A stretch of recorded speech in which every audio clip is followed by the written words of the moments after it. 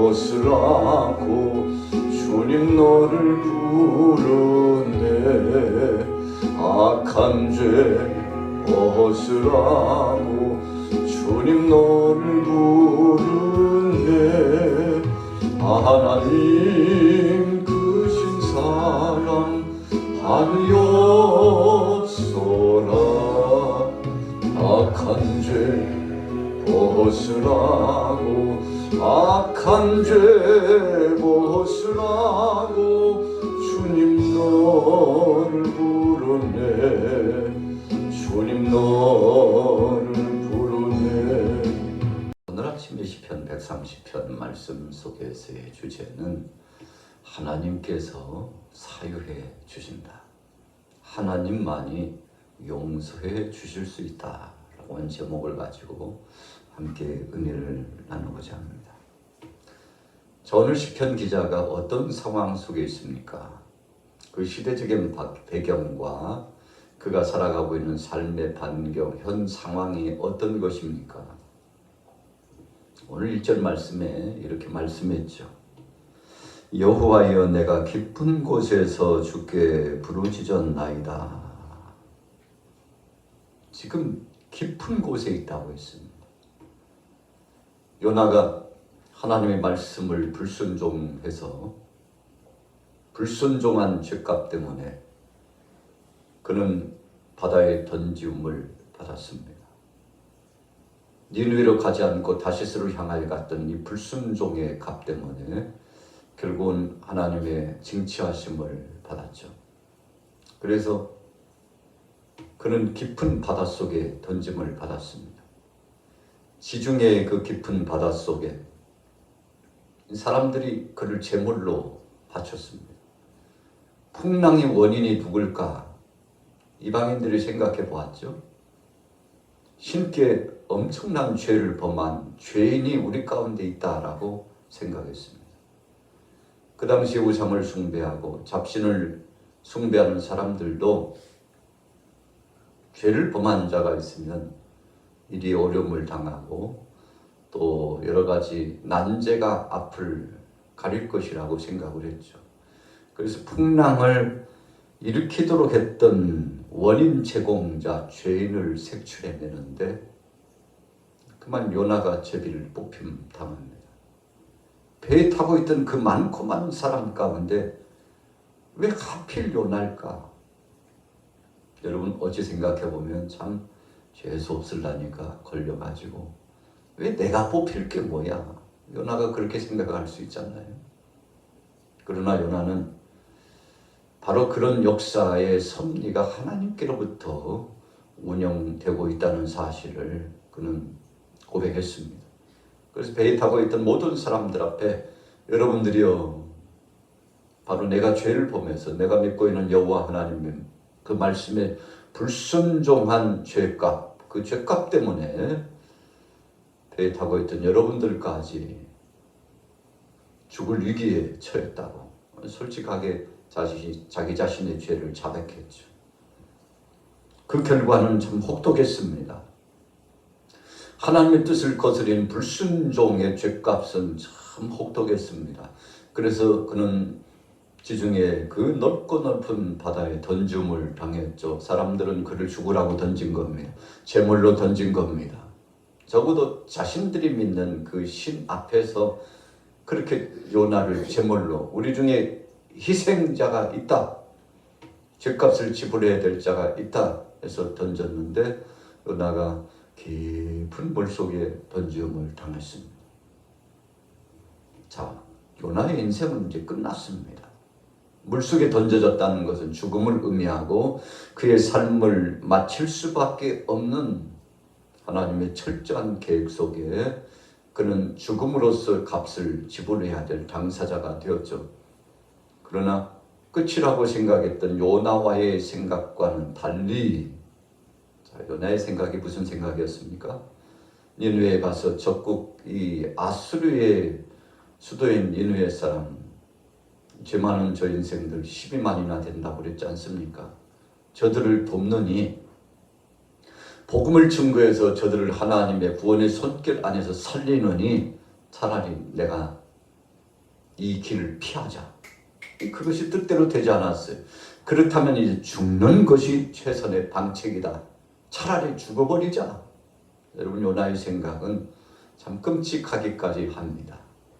그래서 요나는 복음주의적인 노선에서 하나님의 뜻을 실행하는 믿음의 사람 같지만 한편에서는 인간적인 감정과 민족주의적인 생각 속에서 하나님 뜻보다는 자기 자아와 민족주의적인 적개심의 그 깊은 뜻을 가지고서 하나님의 뜻을 내려놓았죠.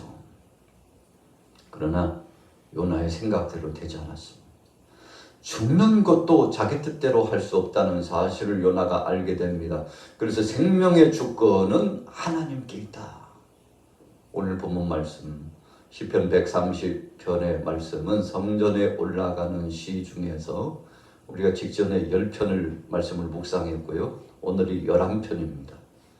이제 앞으로 4편이 남았습니다. 연달아 쫙 15편이 성전에 올라가는 시로서 등장하게 되는데 이 11편의 시의 주제는 자신의 죄가를 하나님 앞에 다 내어놓습니다. 왜 그랬을까요? 너무 고통스러운 거예요. 그래서 우리가 죄짓고는 못 산다고 그러지 않습니까? 여러분, 죄값은 반드시 치르게 되어 있습니다. 그래서 우리가 하나님 앞에서 우리 자신을 겸비하고 돌이켜서 주여 혹시라도 죄를 범한 거 있다면 이 시간 회개하고 자백하오니 용서하여 주옵소서. 여러분, 죄의 무게감을 아시나요? 가인이 동생 아벨을 돌로 쳐 죽였습니다. 아무도 못 봤을 것이라고 생각했죠. 그래서 하나님께서 그 동생 아벨을 찾는데 아니 하나님 제가 동생을 지키는 자입니까요? 못마땅한 태도를 가지고서 하나님이 다 알고 계심에도 불구하고 그냥 눈 하나도 깜짝하지 않고 죄의식도 없이 그렇게 태어난 척하는 가인을 한번 보세요. 참 얼마나 못된 그 심보를 가지고 있는 가인입니까? 그러나 땅이 아벨의 피를 호소하고 가인의 죄를 고발하고 있음을 말씀해 주시죠. 자, 그날 이후로 가인은 괴로워서 살 수 없습니다. 왜 그렇습니까? 하나님께서 양심의 채찍의 고통을 가인에게 주신 것입니다. 차라리 죄값을 받고 말지, 이러다가 고통스럽게 죽겠구나 해서 견딜 수 없는 고통을 하나님이여 길을 가다가 사람들에게 맞아 죽겠습니다. 사람들의 눈총이 무섭습니다. 하나님 이 죄값을 어떡합니까? 하나님 어떡합니까? 괴로워서 견딜 수 없는 자신의 심정을 가인이 토로하지 않습니까? 그런데 하나님은 긍휼의 하나님, 사랑의 하나님이어서 가인으로 하여금 회개할 기회를 주시고 또 그로 하여금 죄값이 얼마나 중한 것인지를 알게 할 뿐만 아니라 후세대들을 통해서 죄값이 어떤 것인가를 너희가 눈으로 똑똑히 보리라. 그러나 누구든지 가인을 죄인이라고 취급하고 함부로 해서 가인을 죽이려고 하는 자 또한 용서받지 못하리라. 하나님께서 대단원의 긍휼의 역사를 선언하시고 하나님의 공의적인 심판에 두렵고 떨림이 무엇인가를 가르쳐 주죠. 누구든지 가인을 함부로 죽이려고 하는 자 용서받지 못하리라. 여러분, 이게 어찌 된 겁니까? 가인은 마땅히 죽어야 될 사람입니다. 그럼에도 불구하고 하나님께서 가인을 중심으로 해서 장벽을 쳐놓고 아무든지 자기 임무대로 가인을 해하지 못하도록 했습니다. 왜 그런 것입니까? 죄값에 대한 심판은 하나님께만 있다는 사실을 알려주신 겁니다. 여러분, 우리는 종종 우리가 의로운 채 하면서 나는 죄도 없는 것처럼 생각하면서 사는 사람이 굉장히 많습니다. 그래서 죄 문제 때문에 자신 안에 있는 육신의 소욕과 죄 문제 때문에 고통당하며 사는 사람이 있습니다. 여러분, 그래서 복수의 칼날을 갈고 살아가는 사람들이 세상에 가장 불쌍한 사람입니다. 왜 그런가요? 찌르는 가시가 자기 마음에 있어요. 하루도 편안하게 살지 못합니다. 여러분, 그래서 우리 인생이 가장 저주받은 것은 죄의 역사를 행하는 것이고, 또 두 번째 저주받은 것은 이 죄 문제가 우리 속에 가득하나 그것을 풀지 못하고 품고 사는 사람입니다. 여러분, 그래서 마음의 한을 품고 사는 사람은 늘 그 속에요, 좋지 못한 것이 쓴뿌리처럼 따라다닙니다. 그래서 자기 자신을 공격해요. 어찌 보면 적개심을 품고 내가 꼭 원수 갚으리라, 보복하리라 하면, 여러분, 그 생각 때문에 세상 사람들이 참 얼마나 마음에 부담감이 있고, 또 사람들을 통해서 위해를 받고 공격받고 고통당했으면 저런 마음을 가졌을까, 위로받을 것 같죠. 여러분, 그러나 그렇지 않습니다. 가장 먼저 공격당하는 것이 남을 해하고자 하는 칼날을 갈 때 그 칼이 자기 자신을 먼저 공격한다고 성경은 분명히 말씀하고 있습니다. 여러분, 그래서 시름시름 몸이 중병을 앓고 바싹바싹 마르면서 마음이 타들어가고 육체가 타들어가고 그 영혼도 피폐해져 가지고 자기가 먼저 죽어가는 것입니다. 여러분, 그래서 예수님께서 너희가 형제를 용서하되 70번씩 7번까지도 용서하라, 베드로 앞에 주신 말씀의 의미가 다 있었습니다.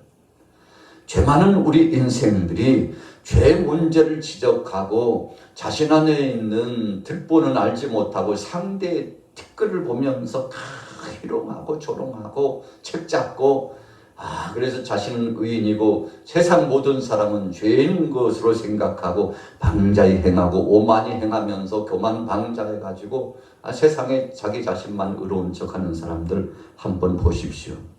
그 삶 자체가요, 굉장히 고단합니다. 피곤합니다. 고통스럽습니다. 여러분, 오늘 시편 기자는 알고 있었어요. 이야, 죄값의 무게감, 죄를 안고 살아간다는 거, 하나님 앞에서 문제를 안고 살아간다는 것이 이렇게 고통스러운 것이구나. 자, 1절, 2절 다시 한번 읽어볼게요. 시작. 여호와여, 내가 깊은 곳에서 주께 부르짖었나이다. 주여, 내 소리를 들으시며 나의 부르짖는 소리에 귀를 기울이소서. 시편 기자가 어느 곳에 있습니까? 깊은 곳에 있다고 그랬어요. 요나가 물고기 뱃속에서 그 깊은 곳에서 철저하게 회개했죠. 그리고는 마침내 하나님 앞에 용서함을 받고서 그가 물고기 뱃속에서 나오죠. 터널과 같은 곳에서 깊은 수렁에서 던짐을 받고, 옛다 이놈아, 이제 정신 차렸느냐? 이젠 새 마음을 갖고 살아가고 용서하는 마음을 가지고 살아가고 긍휼의 복음을 가지고 나가서 네 할 일 똑바로 해. 너나 잘해, 요나. 너나 잘하라고 남 탓하지 말고 너나 잘해. 여러분, 이것이 하나님이 요나에게 주셨던 경종의 말씀입니다. 니네 사람들 욕하지 말고 너나 잘해. 너는 뭐 의로운 줄 알아. 네 죄악이 더 커 이놈아. 하나님 앞에서 철저하게 사흘 동안 물고기 뱃속에서 회개하고 정신을 차리고 나가서 하루길 가서 복음을 증거했는데, 이네 사람들 좌우를 분변치 못하는 이 죄인들이 12만인데 다 죄에 앉아서 베옷을 입고 왕부터 시작해서 짐승에 이르기까지 회개했더니 역사 일에 하나님께서 이런 긍휼하심과 용서를 해주신 전례가 없을 만큼 실질적인 역사의 무대 앞에 아수르의 이 니느웨가 하나님의 구원함을 받았죠. 물론 그 이후에 역사적 사료에 의하면 또 죄를 범하고 하나님의 뜻을 거스려서 징참을 받고 그 죄값으로 말미암아 심판을 받게 됐습니다만, 여러분, 하나님은 죄를 회개하고 주님 앞에 나와서 자백하고 자신의 그 모든 죄악을 솔직하게 고백하는 자를 긍휼히 여겨주십니다.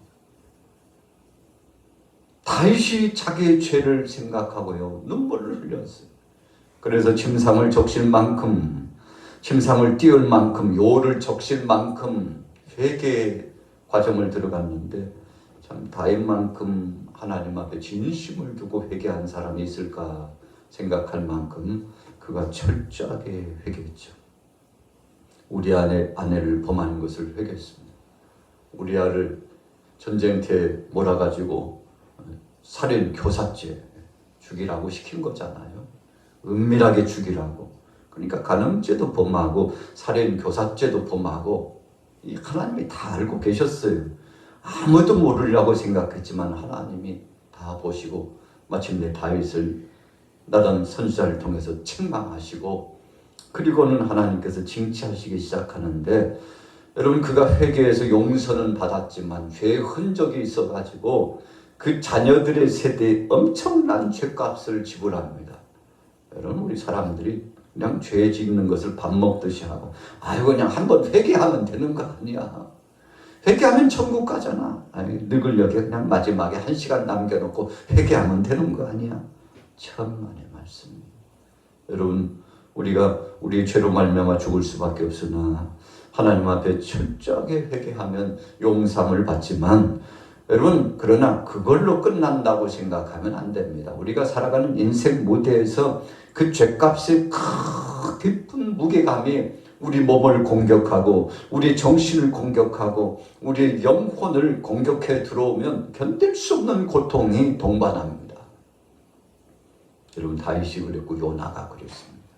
성경에 보면 죄값의 무게감 때문에 괴로움을 당한 가인을 한번 보십시오. 야, 죄 짓고는 못 사는구나. 정신 바짝 차려야 되겠구나. 하나님은 살아계시구나. 여러분 이 죄값을 모르는 사람들이 두려움을 알지 못하고 하나님 앞에서 사람 앞에서 정죄하고 죄를 범하는 것이죠. 여러분 3절 4절 보세요. 같이 읽어봅니다. 3절 시작. 여호와여 주께서 죄악을 지켜보실진대 주여 누가 서리까. 그러나 사유하심이 주께 있으면 주를 경외하게 하심이니이다. 오거스틴이 참 얼마나 큰 죄를 범했는지 그가 주님 앞에 돌아오기 전에 젊은 날에 참 육신적으로 육체적으로 죄를 범하고 세상에 몹쓸 짓은 다 하면서 살았죠. 그러나 어느 날 하루 하나님의 그 생생한 말씀이 저를 강타했습니다. 자기 죄를 보게 되었어요. 눈물 콧물 흘리면서 회개했습니다. 얼마나 죄의 무게감이 큰지 그 죄를 생각나게 하셨습니다. 그래서 그가 철저하게 회개하고 새 사람이 되었는데 참 세계 속에 위대한 신학자로 또 목회자로 하나님의 말씀을 붙잡고 위대한 성업을 이루는 새 사람이 되었지 않습니까? 바울 보세요. 그가 참 하나님 앞에서 자기만큼 의로운 자가 없다고 생각하고 그래서 담메색 도상으로 향하여 가서 공문서를 받아가지고 이제 예수 믿는 사람들을 잡아 죽이려고 갔는데 예수님께서 직접 개입하셨어요. 태양빛보다 강한 빛을 보고서 깜짝 놀라서 길을 멈췄는데 여러분 그 과정에서 이 사울이 눈이 멀게 되잖아요. 앞을 볼 수가 없어요. 당신이 누구냐고 내 앞길을 막는 당신 도대체 누구냐고 정체를 밝히라고 그랬더니 사울아 사울아 네가 핍박하는 예수다. 왜 네가 나를 핍박하냐고. 여러분 그 말씀 한 말씀에 사울이 거꾸러졌죠. 우리가 신앙생활 하면서 어떤 때는 참 내가 의롭고 좋은 일 하는 걸로 착각을 하고 나는 하나님 앞에서 완전한 자라고 사울처럼 이 바울처럼 못된 마음을 갖고서 착각하고 살아갈 때가 많은데 여러분 담메색 도삭과 같은 엄청난 주님의 이 영광 앞에서 그가 거꾸러졌죠. 여러분 인생 그런 겁니다. 그래서 해 아래 새 것은 없나니 하나도 없다고 그랬습니다. 의인은 없나니 없다고 그랬습니다. 예수님도 현장에서 가늠한 여인을 데리고 온 그 무리들 앞에서 땅바닥에 글을 쓰시고요. 유구무원이에요. 아니 주님 돌로 쳐야 됩니까? 아니면 그냥 내버려 둬야 됩니까? 뭐 하세요? 땅바닥에 글만 쓰신 분이. 그리고는 주님 한 말씀합니다. 너희 중에 죄 없는 자가 이 여인을 돌로 쳐라. 그랬더니 사람들이 하나 둘씩 그 자리를 흩어서 도망가기에 바쁩니다. 예수님께서 그 여인에게 말합니다. 사람들이 있느냐? 없습니다. 나도 너를 정죄하지 않는다. 그러니 다시는 죄를 범하지 마라. 여러분, 그 여인을 주님이 죄 없다고 말씀한 게 아니에요. 그를 불쌍히 여기고요, 자신의 죄값 때문에 괴로워하고 있는 그 여인, 그를 용서하신 것입니다. 자, 보십시오. 죄악을 지켜보실진데 주여 누가 서리까? 주님이 다 보고 계시는데 주님 앞에서 완전한 자 있을까? 그런데 4절에 우리를 용서하실 분은 여호와 하나님밖에 없습니다. 하나님 용서하여 주옵소서. 그렇게 하나님 앞에 고백하며 나갔더니 하나님이 다 용서해 주셨어요. 물로 씻듯이 다 씻어주셨어요. 여러분이 해방감을 얻었습니다. 오늘 시편 기자가 자유를 얻었어요. 그래서 5절 보세요. 나고 내 영혼은 여호와를 기다리며 나는 주의 말씀을 바라는도다. 파수꾼이 아침을 기다림보다 내 영혼이 주를 더 기다리나니 참으로 파수꾼이 아침을 기다림보다 더하도다. 우리 군 생활하면서 조금 힘겨운 시간이 있다면 보초 쓰는 시간이에요. 저는 저 해안가에서 경계 초병으로서 근무를 많이 했는데 밤을 새면서 근무를 써야 되는 때가 많았습니다. 그러면요, 좀 빨리 교대했으면 좋겠어요. 몇 시간씩 근무 쓰다 보면 교대하는 시간이 기다려져요. 왜 이렇게 시간이 안 가지? 왜 이렇게 시간이 안 가지? 오늘 시편 기자가 그 말씀을 하는 겁니다. 파수꾼이 아침을 기다림보다 내 영혼이 주님을 더 기다립니다. 주님 와 오셔서 좌정하셔서 내게 말씀하시고 나를 용서하시고 나를 회복하시고 나를 살려주옵소서. 하나님께만 소망이 있습니다. 그래서 7절 8절에 보면요, 인자심과 풍성한 속량이 여호와께 있다고 그랬습니다. 그가 이스라엘을 그의 모든 죄악에서 속량해 주십니다. 그래서요, 여러분 여기서 속량인데 그냥 속량이 아니고 풍성한 속량. 어떤 사람이 죄를 범해가지고 종살을 합니다. 그런데 이 팔려간 값이요 얼마나 많은지, 우리 성경에 보면 1만 달란트가 있습니다만 빚진 빚값이 1만 달란트. 그거 갚기 전에는요 자유롭지 못합니다. 그런데 1만 달란트를 가지고 애써 여기 내가 이 종의 값을 지불했으니까 이제 용서해 주구려. 얼마나 기뻤을까요? 여러분, 대신 죄값을 지불해 준 것을 속량이라고 합니다. 여러분, 그래서 구약 성경에 보면 종들을 그 모든 죄를 용서해 주고 그 갚아야 될 빚을 탕감해 주면 그것을 속량이라고 표현하는데 얼마나 감사했겠습니까? 그런데 풍성한 속량이라고 그랬어요. 부족함이 없고 넉넉하고 감격할 수밖에 없는 속량이에요. 그래서 1만 달란트의 탕감의 역사와 상통한 말씀이죠. 그가 이스라엘을 그의 모든 죄악에서 속량하여 주셨도다. 성전으로 올라가면서 이 순례자들이 찬송하는데 하나님 우리의 모든 죄를 속량해 주신 것을 감사합니다. 그래서 하나님 이 나라를 회복해 주시고 민족을 회복해 주시고 우리를 회복해 주시고 사랑하는 모든 가족들을 회복해 주시며 용서해 주신 하나님 감사합니다. 주님 찬양과 영광을 받으소서. 오늘 130편은 깊은 곳에서 회개하는 자, 그리고는 분명히 말씀하죠. 사유하심이 주님 앞에 있습니다. 용서해 주실 분은 주님밖에 없습니다. 오늘 이런 힘을 얻는 소망을 얻어나간 시편 기자처럼 여러분들 오늘 목요일입니다. 하루 동안 주님의 속량하신 은혜에 감사하면서 찬송함으로 승리하게 되기를 예수님의 이름으로 축원합니다.